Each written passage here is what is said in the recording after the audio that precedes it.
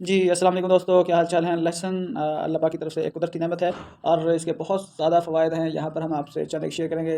ये ज़्यादातर जो फुशार खून के शिकार मरीज़ होते हैं, उनके लिए बहुत ही फ़ायदेमंद है। इसके अलावा मैदे के, जिगर के, गुर्दे के अमराज़ के लिए भी फ़ायदेमंद है। इसके अलावा देखें यहाँ पे कुछ फ़वाइद ज़ेर नज़र लिखे हुए हैं। कुछ इंस्ट्रक्शन लिखी हुई हैं कि रोज़ाना एक देसी डली लहसुन ज़रूर खाना चाहिए।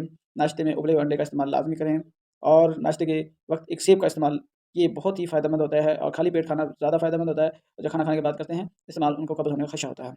घी की रोटी की बजाय खुश्क रोटी ज़्यादा इस्तेमाल करें, क्योंकि अमूमन हमारे यहाँ पराठे ज़्यादा पसंद किए जाते हैं। तली हुई चीज़ें हमारे लिए एक तो कब्ज़ का बास बनती हैं, दूसरा अज़ीज़ का भी बास बनती हैं, जिसको हज़म करने के लिए ज़्यादा मशक्क़त चाहिए होती है। इसके अलावा हमें ज़्यादा एनर्जी वाले काम, हेवी वर्क करने पड़ेंगे, तब जाकर वो उसका कोई हल निकलेगा हज़म होने का। अदरवाइज़ हमारे लिए दूसरे तरह के जो है बीमारियों की शक्ल में एक वबाल जहान बन जाएगा। और इसके अलावा हमें दिन में ज़्यादा से ज़्यादा पानी का इस्तेमाल करना चाहिए। पानी हमारे लिए हर लिहाज से बहुत ही फ़ायदेमंद है। अल्लाह पाक ने सबसे ज़्यादा जिसकी ज़्यादा ज़रूरत थी, उसको सबसे ज़्यादा ही मिक़दार में पैदा किया है। अलबत्ता हमारे यहाँ एक चीज़ का अच्छा ख़ासा इस हवाले से फुक़दान है कि पानी साफ़ का इस्तेमाल करना चाहिए। पानी तो बहुत वाफ़िर मिक़दार में, लेकिन उसमें बहुत सारी इम्प्योरिटी शामिल हो जाती हैं, नाक़िस मादे शामिल हो जाते हैं। उसको निथार के या मुख्तलिफ़ आर्ज़ी तरीके उबाल कर या और भी केमिकल वगैरह डाल के इनकी स्पेसिफ़िकेशन लेनी चाहिए, ताकि हमें बहुत सारा इससे फ़ायदा हासिल हो। अदरवाइज़ नुकसान का तहम्मुल भी बरकरार है।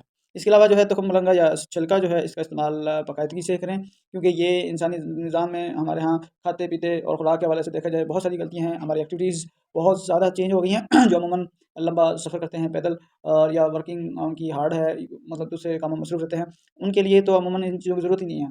लेकिन जिनका वर्क लाइफ़स्टाइल जो है या वर्क जो है, उनका कुछ इस तरह का ऑफ़िस वर्क है या होमवर्क है, मूवमेंट कम है और असाबी काम ज़्यादा है, तो उनके लिए ये बहुत ही ज़्यादा फ़ायदेमंद, और ख़ुसूसन हामला ख़वातीन के लिए इसका इस्तेमाल जो है बहुत ज़्यादा ज़रूरी है। क्योंकि कब्ज़ की सूरत में उनको जो है खुराक की मतलूबा मिक़दार ना मिलने की वजह से खून की कमी के अलावा बच्चे के डिस्चार्ज या क़ब्ल अज़ वक़्त जिसको कहते हैं मिसकैरेज प्रॉब्लम इश्यूज़ क्रिएट हो सकते हैं। तो हमें इस हवाले से अच्छी तरह जो है इसकी अहमियत को समझ लेना चाहिए और इसको इस्तेमाल बाकायदगी से करना चाहिए।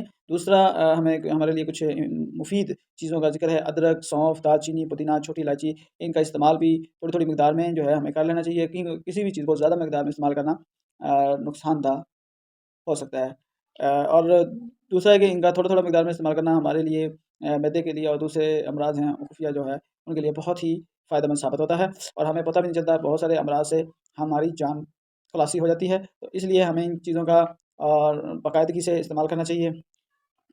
अपने खुराक के हवाले से हमें अपने आप को वेल एस्टेब्लिश और मेंटेन रखना चाहिए। अदरवाइज़ बहुत सारे अज़ियत का भी शिकार होंगे, मसाइल का भी शिकार होंगे, और अपने अख़राजात जो है उनका भी इम्बैलेंस होगा, और जो है लाइफ़ का स्पेन है वो भी डिस्टर्ब हो जाएगा।